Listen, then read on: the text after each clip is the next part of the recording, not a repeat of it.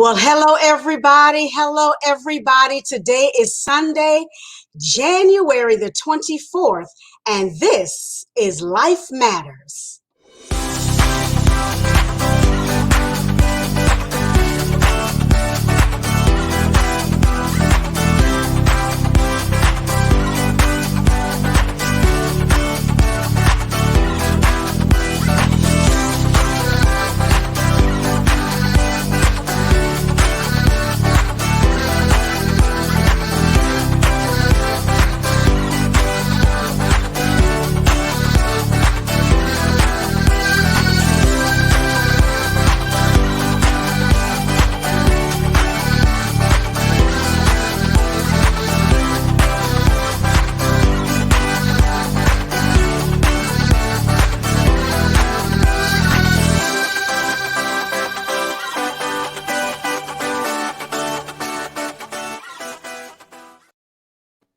Well, hello, everybody. Hello, everybody. Thank you for joining me today on Life Matters with Michele. You know, this is the platform where we talk about issues and concerns, those things that matter to us in the African American community.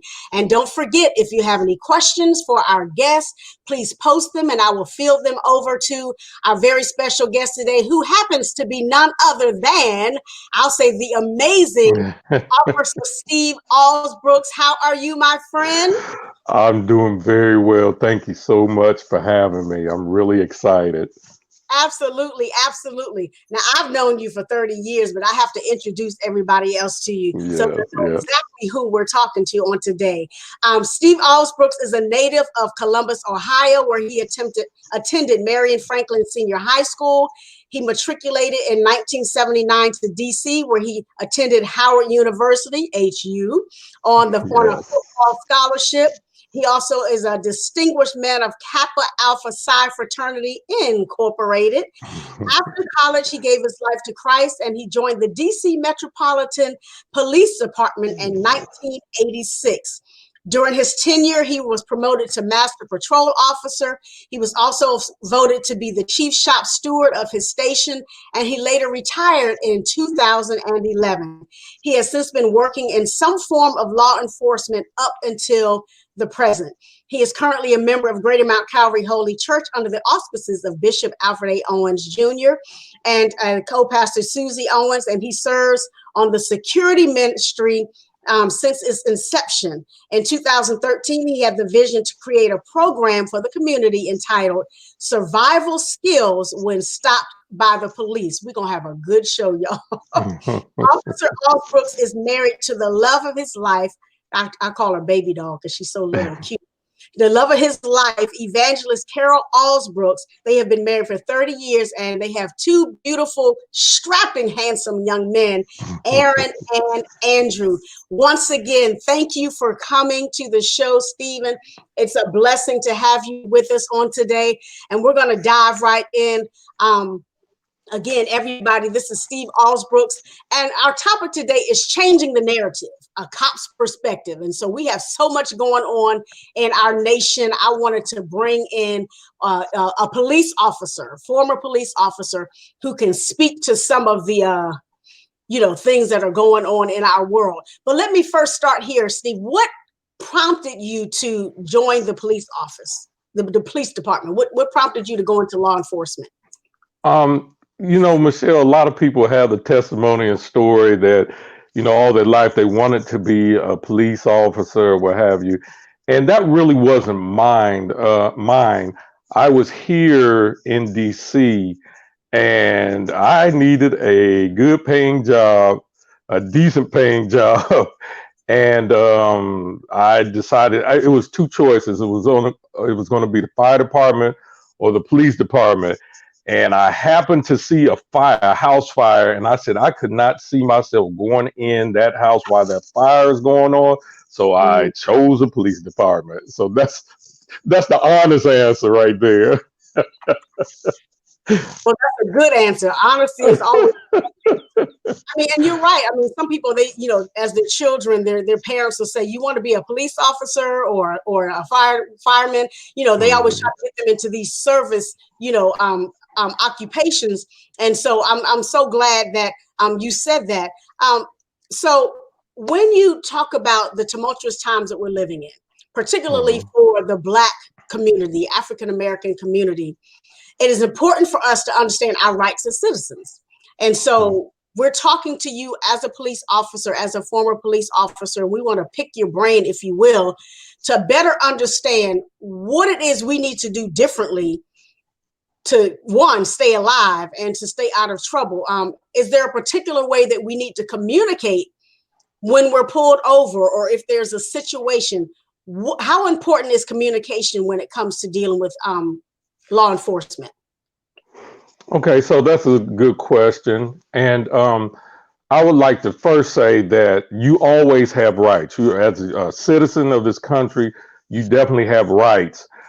Sometimes being on the scene when you're stopped by a police officer is not the exact time to attempt to exercise those rights. Not in all cases. Sometimes you may need to exercise those rights at a later time. However, when communicating with police officers, one of the things that you want to do is always remain calm, because if you're not calm and if you get emotional, sometimes our emotions get the best of us, and we do actions that we ordinarily wouldn't do if we were not emotional. So remain calm. Never get in an argument with a police officer, because at the time a police officer has stopped you, he has you at a disadvantage because he is in control of the situation.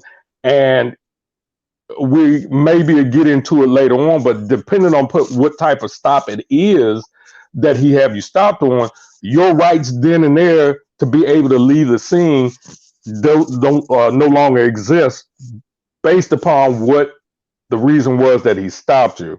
Never have a sarcastic tone. Just talk, have an open communication with him.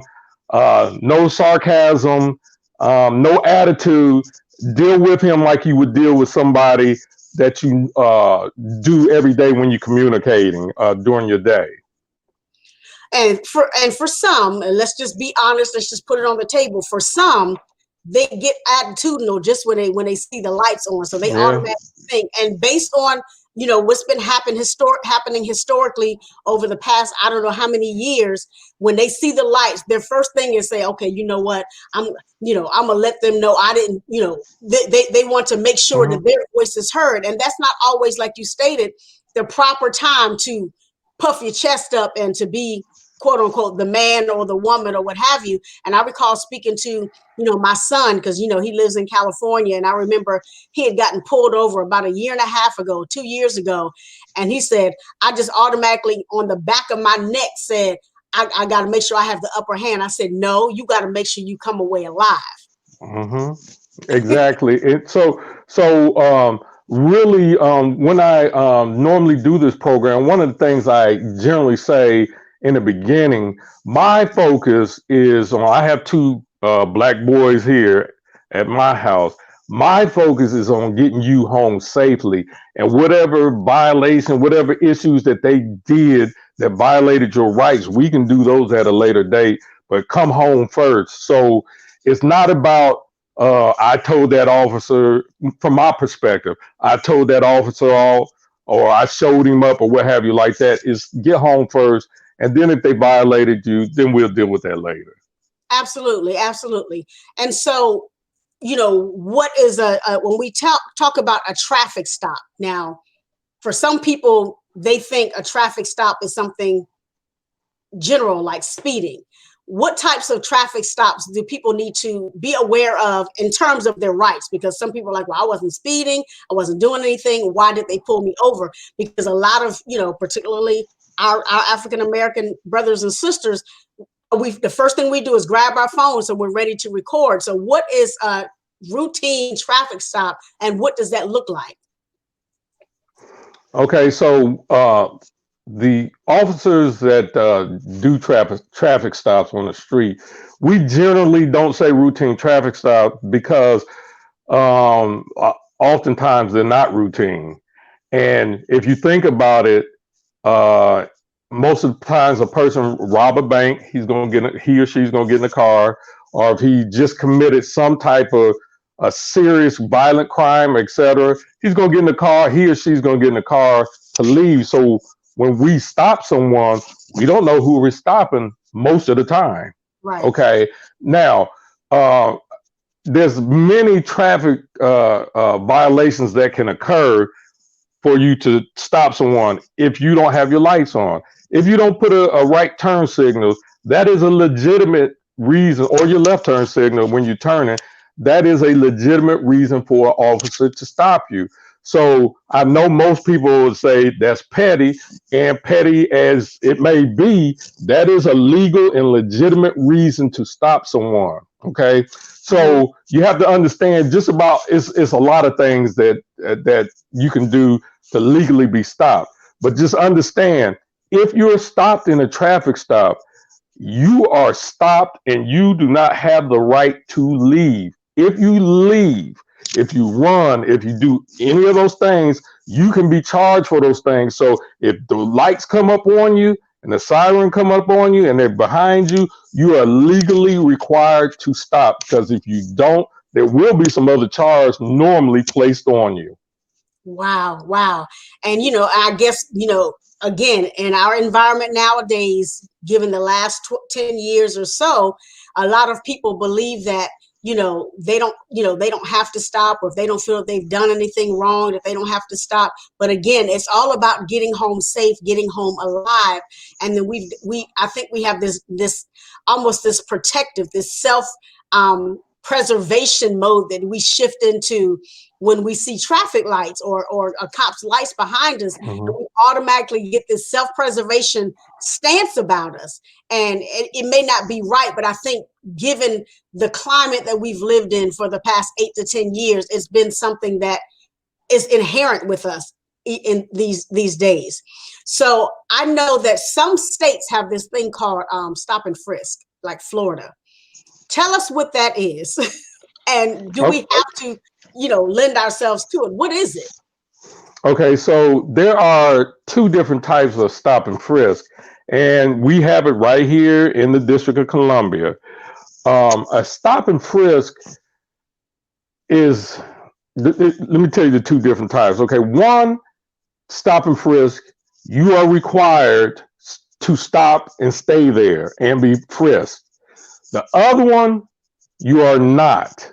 Okay, so if like one is let's do with the one that you're not required to do.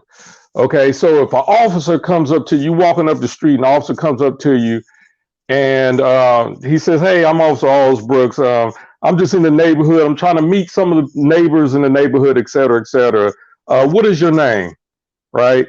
You are not required by law to stay there for that. So basically, all you have to do is, officer, am I required? If you don't want to, for me, if I saw an officer walking up the street, honestly, and he started talking to me, I'd talk to him. Yeah. Hey, how you doing, et cetera, et cetera. Um, if I had to leave, if I was in a hurry to go, I would say, "Hey, officer, I'm in a hurry. So uh, can I leave? Am I required to stay here?" So at that particular point, he should be telling me whether I can leave or I cannot leave. And if it's the second one where he can, where he just want to introduce himself to the community, etc., then he should be saying, "No, you don't have to stay. I just, want to have a conversation with you." The other one is a stop and frisk is if you're in a neighborhood and you fit the description a description of someone that just robbed a bank or robbed a convenience store or what have you, Mm-hmm. and you coming up the street and I see you and I start talking to you or confronting you, challenging you is more of a proper word that we actually use, that I challenge you to see who you are. You may be the suspect, you may not, but you do fit the general description of the suspect. Then in those particular cases right there, you are not free to go. You are not free to go.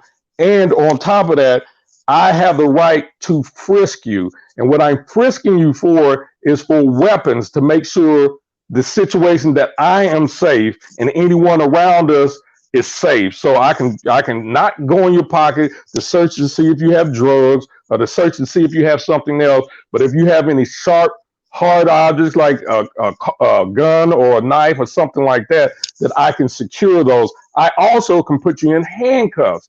You're not placed under arrest at that time. You're made secure and safe so that we can conduct this interview to find out if you are the person or if you are not the person. And so basically, those are the two type of stop and frisk. One actually is considered a stop. The one I mentioned first, where he's just trying to meet the people, that's a stop. A stop and frisk is the second one. Okay, okay. Thank you for the clarification. And I think, again, it goes back to the communication. If an officer walks up to somebody and says, hey, I just want to introduce myself, I don't think that's Mm-hmm. an opportunity for us to be defensive, to be argumentative, to be attitudinal. I think that is an opportunity to take it as it is and say, hey, sir, nice to meet you. Do I need to stay? And if he says, no, go on about your business, then you do that. But I think it's incumbent upon us to not walk around with this chip on our shoulder, waiting to become a victim or waiting to become, the next thing in the news or the next one in handcuffs, and who didn't necessarily have to be there, but because we're not looking at the communication and taking it for what it is, we're just, again, in self-preservation mode. So Yeah. I'm Well, glad. Pastor Michelle, I'm sorry for interrupting you. But one of the things, it's just a kind thing to do, is plenty of times I've stopped people in a traffic stop or what have you, and they were wrong. They deserved a citation, and you don't know how far. Now it's not going to work all the time. I'm gonna tell you that now. But how far a smile, right, and a kind attitude and a kind word will go. There's plenty of times I stopped someone and my intention was to give them that citation, but because how they conducted themselves when I was around, when I stopped them, how I decided, no, I'm not, I'll give them a warning, or I'll give them a verbal warning where they don't have to worry about anything. And then there's been the other case too, where you get up there and they start fussing and cussing, and it's like, okay, I already made my decision. So, just a word for the wise, that it helps and it goes a long way. Absolutely, absolutely. So our approach is just as important as your approach. And so it's almost like a mutual respect for one another. Just because you come up Mm-hmm. to my window, I shouldn't get my chest puffed up like, what you stop me for? Because that's not going to help the situation. So I'm Exactly. glad this is such an important conversation. Such an important conversation. We have a question from our audience that says, what is community policing and how does it differ from traditional policing? Is there a So difference? there is a difference, and it is really just in a nutshell. Community policing is when you are like back in the day, where police officers, they knew what school you went to, they knew your parents, they knew your family. They knew the block.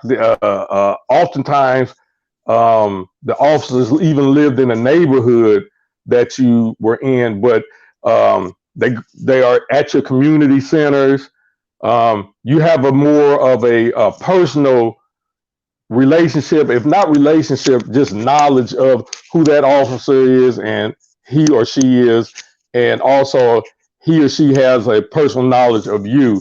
More of a traditional relationship is traditional policing is when you have an officer that gets in a car that drives around the neighborhood. He's not necessarily talking, getting to know the neighbors or the people in the neighborhood, and he or she is running from call to call. That's basically the difference.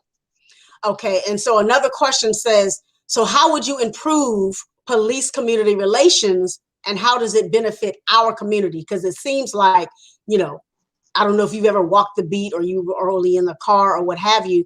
We look at these movies like Black and Blue and all of these different movies, and we see the variations in how, and even just in real life, how police officers will shift their approach in an African American community as opposed to in another race community. So how do we build or improve those community relationships within the African American community?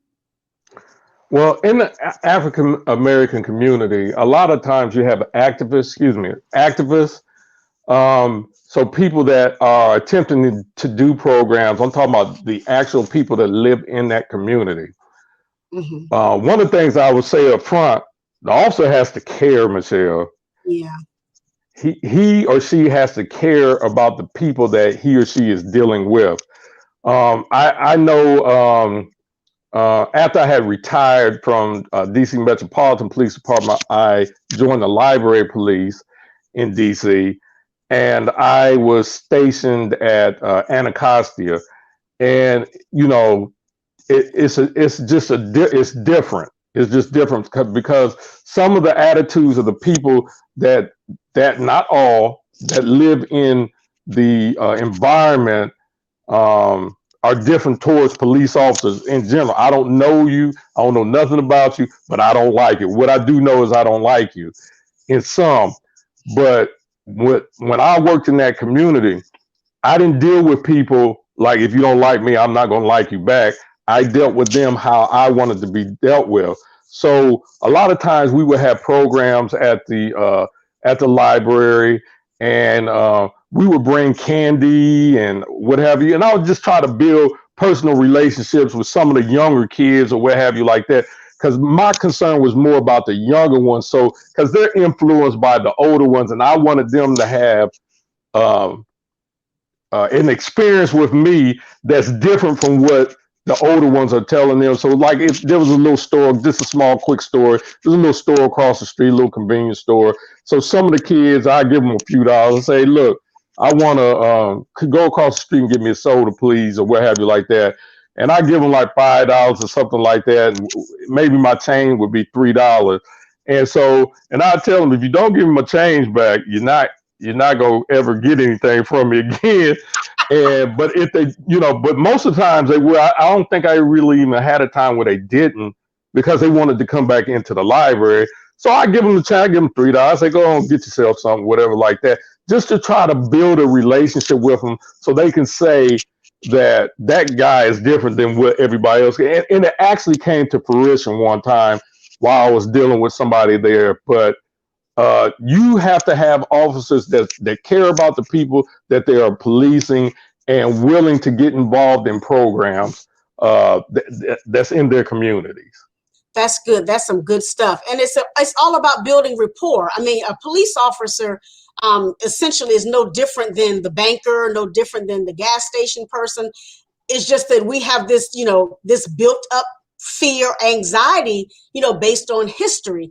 And so their question just came from the audience that says, well, how can the community help you all serve the community better? I mean, what can we do in our communities to help you serve us better?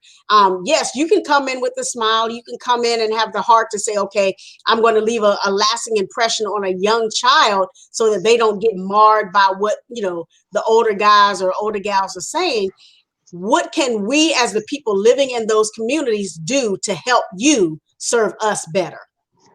You can continue to have functions, positive functions in your community, and you can continue to have an expectation of the leaders of the police departments to have a representative or a few representatives there to participate in your program.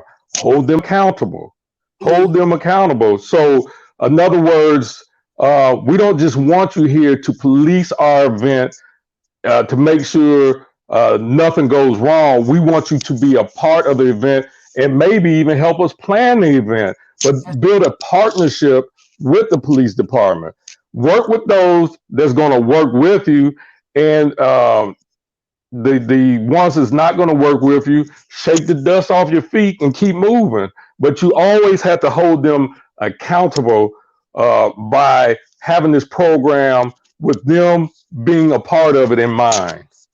That's good. That's good. And I don't think a lot of us really take into consideration that you all do want to partner, but because there's such a gruff between both sides of the fence, whether you be the community person or the officer, I think that again, we have built such this skin around ourselves to be preserved. And so I believe that partnership is very key, because if we start building this rapport, and we know that every time we go to an event, we're going to see Officer Steve Alsbrooks. We know he's going to put his hands to work. He's going to unfold some tables. He's going to talk to people. He might run a booth or something like that. I think that kind of softens it and gives people a soft place to land when they're walking into a space where they see someone in a uniform. And I think it gives them an opportunity to say, hey, he's not here to create an issue. He's here to provide security and partnership. One of our we have a comment that says, to piggyback on what we just stated about the community. He says, how can we make it just a one justice system for all, as opposed to two separate justice systems? Do you see that changing in the future? I can see that changing, but it depends on the right people that's in office. Yeah. And so one of the things that I truly believe in, I call it myself the three P's of really life: prayers, politics, policing. Okay. Okay. And to me, all three intertwine with one another. We have to pray for our country. We have to pray for our leaders, etc. Of course, policing matters. Okay. But the one I want to talk about now is politics. Right. We have to put the correct people in office. We have to go vote. We saw that through this last election, because people, and primarily, I don't want to say primarily, but because it took a lot of people to do it, but people of color showed up and voted this time around like never before in the history of this country. And I'm so happy that it occurred, because it shows people that your vote does matter and it does count, and you can get people in there that you want to represent you, as opposed to people that have no intention to represent you. We have to change laws. Qualified immunity. Okay. There's some killings that police officers do that they are being covered by qualified immunity. We had to vote people in office that are willing to change those laws. Locally, statewide, and nationally.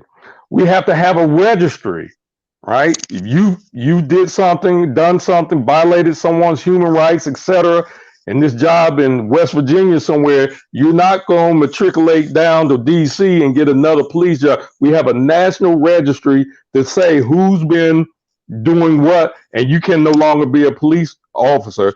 The next thing is we have to vote in place people who will say we have a national requirement of policing. In other words, in DC is more strict. The things that you can and cannot do may be more strict than it is in some town in Virginia, some small town in Virginia, where they vote in the sheriff, so the sheriff can make up whatever rules that he wants to for his department. Let it be a national requirement that everybody follows the same rules, and if they violate the rules, they suffer the consequences from violating the rules. That's basically one of the things that we can do. So always go out and vote for people who's going to represent your community the best. Absolutely. You said some good stuff right here, sir. I'm going to try and extrapolate some of the things that you said. When you talked about, let me back up a little bit about, there's got to be a consistency. When you go from state to state, county to county, there's variance. There's this difference in how you police people, who you stop, how, because there's so many different variations in the law, if you will. That's where we get so many different happenings in the community. That's how we end up with people at what's supposed to be a routine traffic stop who ends up shot or killed, or someone busting into your house and you're eating ice cream and they shoot you because of what? And I'm like, this state has the law where you don't have to knock. This state has the law where you can kick in the door. And I believe because there's so much inconsistency, it's hard for trust to be built, because again, like you said, there's so much, DC has strict laws as opposed to some, I don't want to say podunk, but that's the only word I can come up with right now. Podunk, county in another state. And I think it's just like you said, when we vote these people in, take into consideration the mindset, the heart set, and the motive of the people that we're voting in. And I love the fact that you said there needs to be a registry. Just like they have one for sex offenders and pedophiles, there should be some for tainted cops. Yeah. So that you don't get to go to another state and violate other people's rights. Am I right? Exactly. And I, some people, when I talk about this part, they, especially some of my ex officers that I work with, but it's just a fact. It's not an accident that most of the shootings, unarmed shootings that are occurring to people of color. It's just Right. not. It's It's just not. not. And my thing I say to them is this: is if a black officer can restrain himself enough while he's doing and performing his duty, and not shoot people while they're unarmed, etc., on a regular. Now I'm talking about a regular. Then the thing we need to get out of policing is systemic racism. There is, no matter what people want to say or want to believe, there is. I'll give you a perfect example. Just a couple weeks ago at the Capitol, when people charged into the Capitol, how many police officers were involved in that? I know I heard on the news it was at the very least that they know of 17. How many people of the military was involved in that? How can you be a police officer and you're involved in a group of people of known races, etc., and you're trying to overthrow the government of the United States and you're a police officer? How are my rights when you stop me on a dark night in your area that you police? How are my rights going to be protected with somebody like you? Absolutely. There is, people will say there's individuals, yes and no. There's some individuals, yes, but these are individuals that's wielding a lot of power, a lot of power. And when you are in a power position and you have that type of character where you will belittle someone, or you think someone is smaller than you, or you treat them and violate their rights, then you need not be anywhere involved in a police department. And this is happening all over the country. All over the country. Once you're found out to be involved in any of those racist groups, etc., we'll fire you and put you on the registry, and you will no longer be able to become a police officer ever again. That's what I'm pushing for. And that's how it should be, because someone, Miss Carol, she said, in your opinion, what went wrong at the Capitol? And I think you just answered it in part, because you have systemic racism that's ingrained in people, and they have this sense of entitlement that, well, we're gonna, do an insurrection. We're gonna do. How are you gonna let people into our Capitol, give them entrance, tell them where to go, and then Officer Goodman, God bless his heart, diverting people away, the black cop, diverting the foolishness away from others who could have been harmed? What I just really worry about the mindset and the thought processes about these people. And again, it goes back to those who we have in office, but goes back to those who we vote in, who basically propagate the foolishness and say, okay, if y'all see anything such and such, don't say we said it, but you have license to do this, thus, and so. How do we change that narrative? I mean, how do we do that? Or is it something that will ever go away? Again, I'm going to go back to the politics part. You have to make, like, say for instance, if you're in a small town, and I know,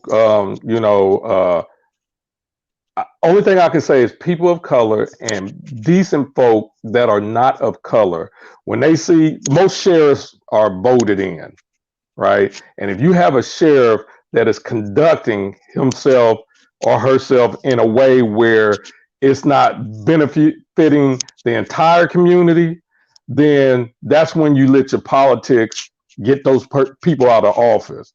For Hmm. as far as a police department, urban setting or a larger police department, the best way to do it is vote the politicians in that you want in, that will change some of the rules and some of the laws, local laws. You have to start locally and then you build up nationally. And Yeah. so it will take some time. It would definitely take some time.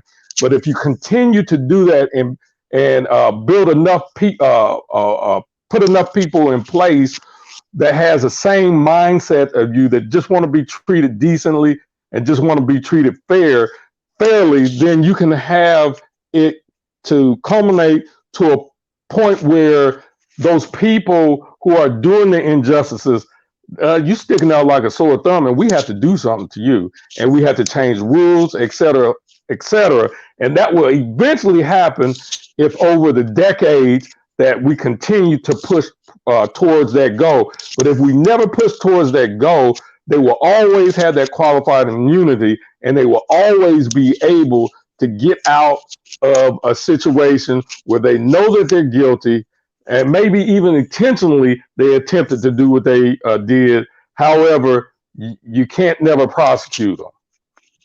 And that's crazy, because we can have one minor infraction and be in prison for 10 years. But I'm just saying, somebody asked the questions: do you believe citizens who are pursuing a law enforcement career should have the education, have background and mental health checks? I mean, I'm gonna say yes, but you can answer it as a former officer. So background, they do both. In most, I know in most uh, major departments they do both. I have both. They do a background check on you, and they do a mental health. Now, I don't know how deep it goes, how deep the background check goes. I know the background check goes pretty deep. They're going to check to see if you were arrested, if you were, et cetera, et cetera. The mental health, I'm not sure nowadays how long or how deep they go. I'm really not exactly sure, but what they attempt to do is put some specific requirements in, that if you don't even pass these specific requirements, like they use education, they use military and all that kind of background and all that kind of stuff. First, that's a couple of hurdles you have to pass. Now, then they go into the uh, criminal background and the psychological one. So they do that now. But some people, and I'm just saying, as a counselor, being able to look beyond what's on paper and see what's really in front of you, because I can speak with someone and they'll say something. I was telling my husband the other day, when the person who left on the helicopter before Biden came in, I don't say that person's name, because it's, I don't cuss, but that person was saying something in their quote unquote farewell speech. And, I said to my husband, I said, did you hear what he said? He said, no. And I combed through and I said, this is what he said. This is what he really meant. He's like, I didn't hear that. I said, but I did. And so I think it's incumbent upon those of us who are doing these checks to hear what they're not saying, Yeah. to read what they're not writing, because you can embellish a document, you can do a flowery interview, but who you are is going to show up eventually. And sadly enough, it's going to, impede on somebody's rights. It's going to, harm somebody emotionally, physically, or even kill them. And so I just think it's very important that we look beyond what they write down. One of my questions that I wrote was, from your perspective, is there a better way to provide sensitivity training? Is there a better way? We now I can only tell you from my experience from my department, and I'm pretty much sure most of the major metropolitan police department, we did we did pretty extensive sensitivity training.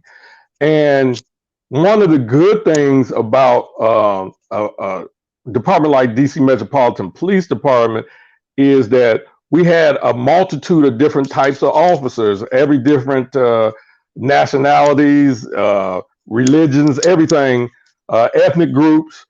So when you have that, that kind of put a check on it right then and there, because no matter what area that you're policing, the police officers that you're going to be policing with probably represents that nationality. So it kind of was pretty much a self check. But even with that, we had sensitivity training for groups like gay and lesbian and what is it, LGBT, LGBTQ. QR, whatever. I'm not good at the whole name, and I'm not sliding it. I just don't know it. Yes, sir. Um, but we had to have training on that. We had to have training on different groups of people, religious groups of people. On, they may get offended because you're talking to the woman or the wife and not actually talking to the male. So we had quite a bit of training. Now, for smaller departments, for smaller towns, I cannot tell you if they are, and I cannot tell you how much they're having, because it's going to come out the budget of the police department, and if they're working on a small or shoestring budget, I'm not sure how much is going to be put aside for those type of trainings. And that probably speaks to how you get people who infiltrate larger departments like yours, unbeknownst to the larger population. Someone who may be coming from, I'll just throw a state out there, I'm not trying to offend anybody, somebody who may be coming from Kentucky, or somebody who may be coming from, a small town of 3,000 people, who has been, basically whitewashed in their way, and then they come into, an urban department or to a larger department, and now, they've brought their mindset with them, and even though you're giving them sensitivity training, they've become so inoculated to, everything else, that regardless of how many hours, days, or weeks you're training them, that mindset that has been ingrained in them still bubbles to the surface. You just don't know it yet until something happens, like a Breonna Taylor or Floyd. Yeah. That's how things kind of show up. So that actually can happen, and I'm sure from time to time. The best way to keep a check on that is have a diverse unit, even if it's a specialized unit. When you have specialized units, they kind of work kind of clandestine. Sometimes they are so they're not in the scout cars, they're not in police uniforms. Sometimes they're just in regular street clothing. And so, as long as it's diversified, usually you can kind of, curtail their activities, because you know good and well, if you do trying to do some crazy stuff like that and you're working beside me, that's not happening. Yeah. Okay. So, and they pretty much know that when they come out with it and blatantly, it's when they know the people that they're working with has the same attitudes and belief that they have. Then that's when it's really a dangerous situation. Yeah. And you can tell that when with who your riding partner is. I remember you used to take people, on rides with you through the city, back in the day. And so when when you have a partner assigned to you, you all become really close. You're thick as thieves. You have each other's back.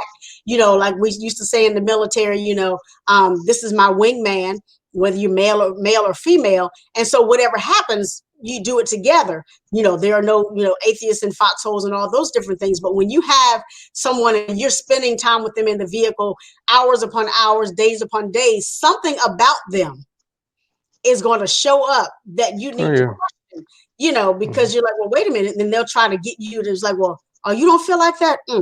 If it was me. And then you'll start hearing those things. Do you believe, or I just think I believe, I'm going to ask you, that stuff like that needs to be reported if you hear something that is off color from your partner that may be a red flag to the community or somebody who they may stop.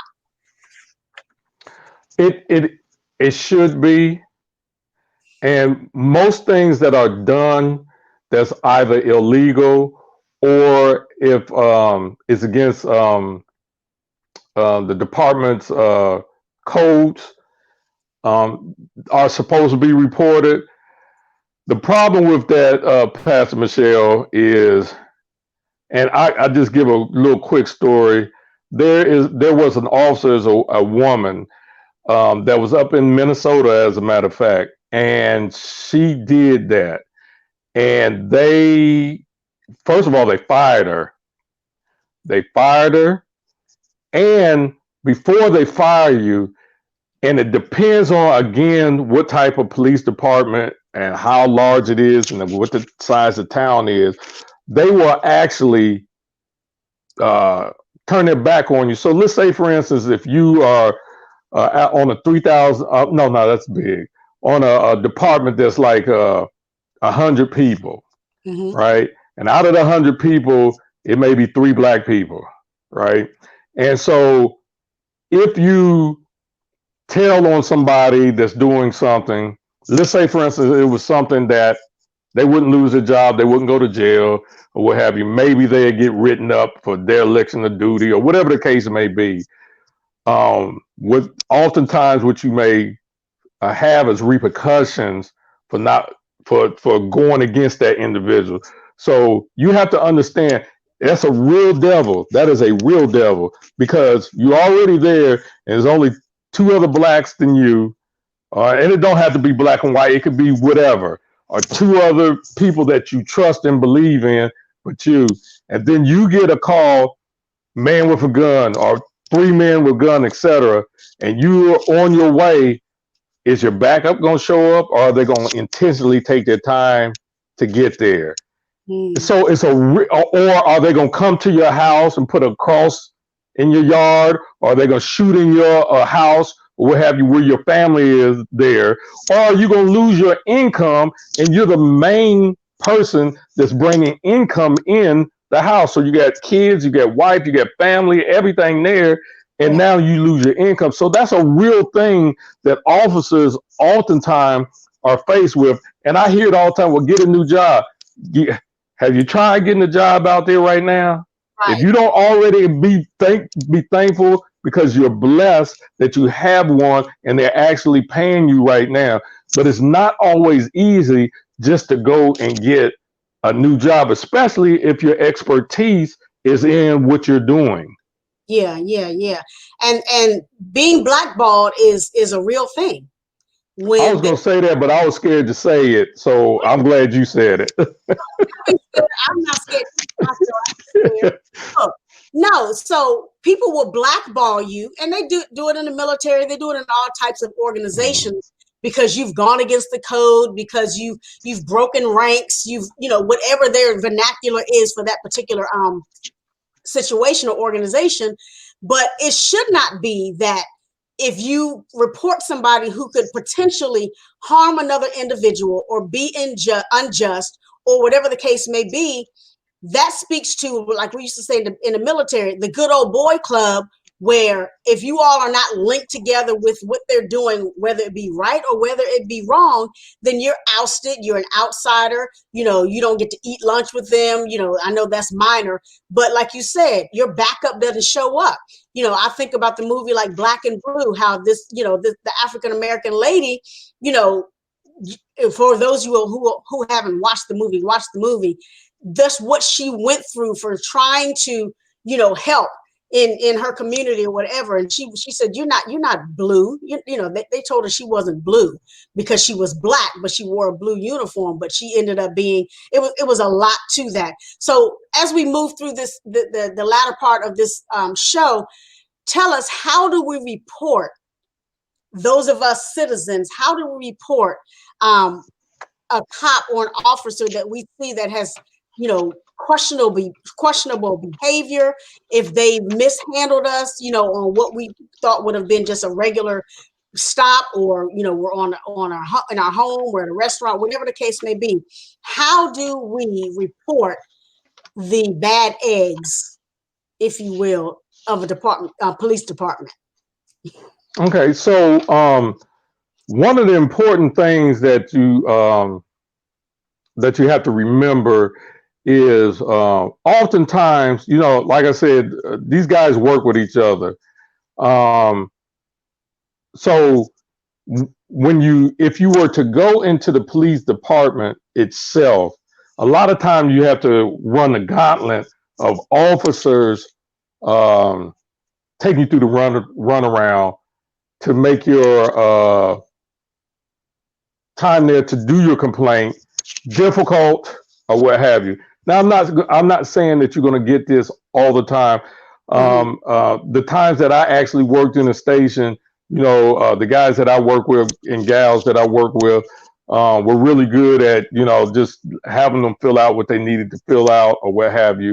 But one thing that in the latter part of my career with the DC Metropolitan Police Department, and that was around, I retired in 2011. They came up with a system where you can do it online, which I think is the best way to do it if you have that option, because then you don't have to run the gauntlet of officers.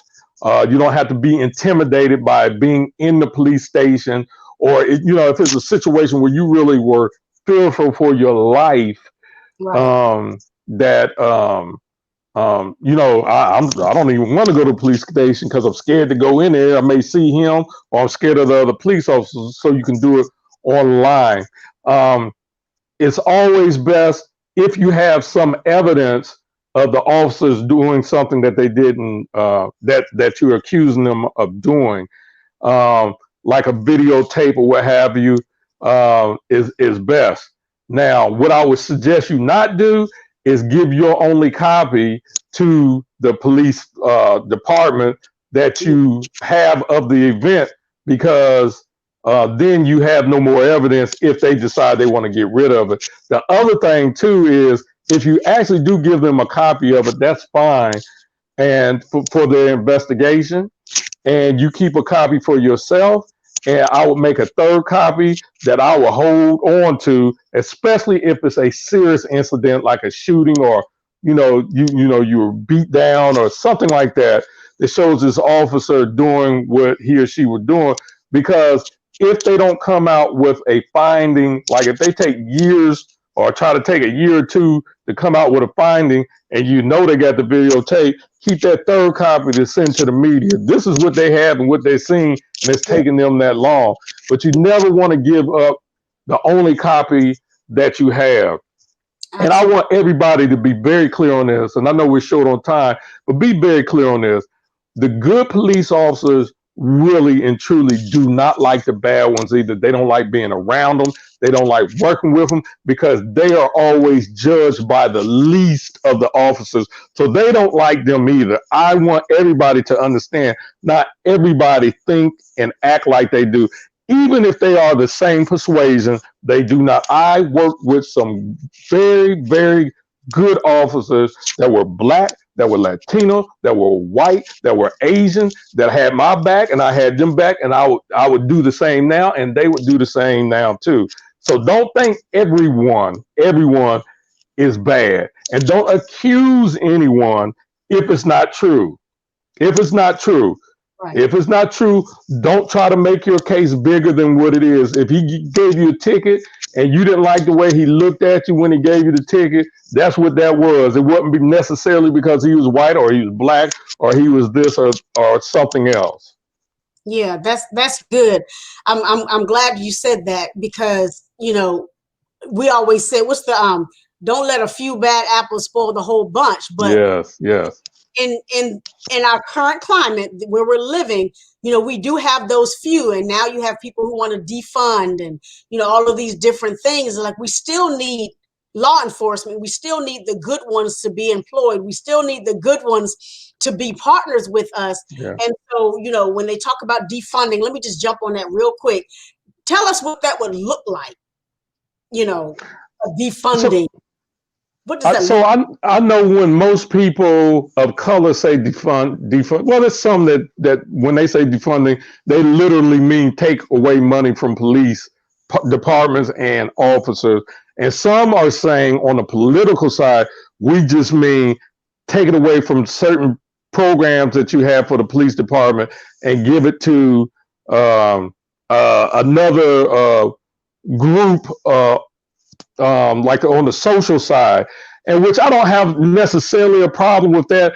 I just, one thing I do want to say about that is this, is that whenever you take funds from the police department, what's going to get defunded is those training programs, like you said, on diversity or sensitivity training. Those things are going to be the first to go, because police departments are always going to have ammo, they are always going to have weapons, and they are always going to have police officers.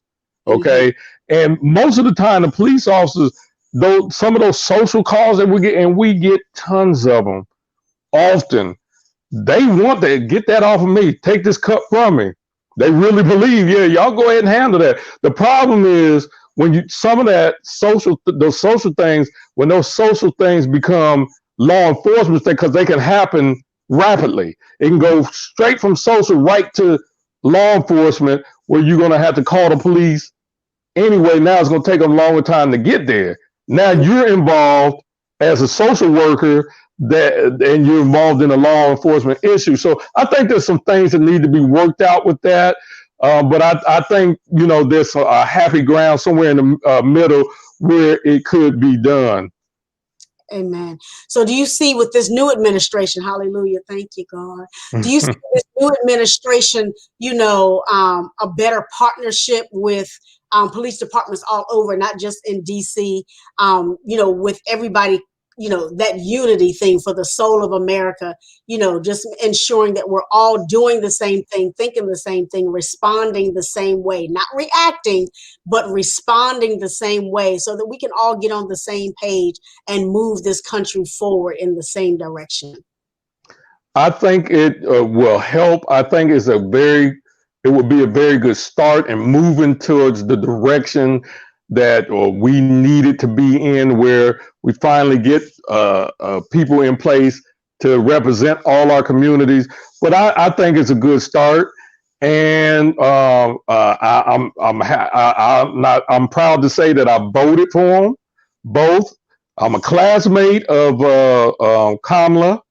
We were there at the same time, so I definitely am happy for them. I believe they have their work cut out for them, because there's a lot of work that needs to be done. But I believe it's an excellent start, and I believe that they will try to do or go towards that direction. And I told you there's 3 P's in the prayer, politics, and policing. The prayer part is pray. I try to make it a goal this year that every day that I wake up, sometime during that day, to pray for this administration. That you know, that the enemy would be blocked, right, and pray for their protection, etc. Because I believe that they want to do good. Yes. So I believe it's going in the right direction. Yes, yes, yes, absolutely.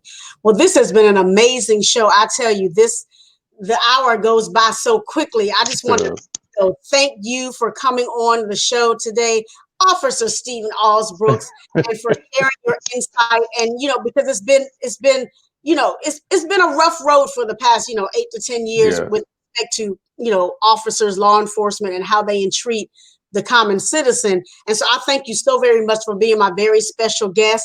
For those of you who are tuning in, you can watch the replay of this segment on Life Matters with Michele TV official. That's Life Matters with Michele TV official. And if you want to listen to it while you're driving or doing laundry or whatever, you can tune in on Fridays, every Friday at 4:00 p.m. on sensationalsoundsradio.net. We would love to have you. And if you'd like to be a guest on the show, I am now booking for July 2021 because I'm booked up until then. Please visit my website at www.im-mij.com. I want to thank you once again, my great, great friend, Stephen Alsbrooks, Officer Friendly, we used to call him back in the day. Thank you for coming on today. I love you so much. I appreciate you just for being who you are. It's been a blessing having you on the show. Thank you, everybody. Remember, this is Life Matters, where what matters to you, what matters in your life, matters to me. You all have a blessed week, and we'll talk to you again real soon.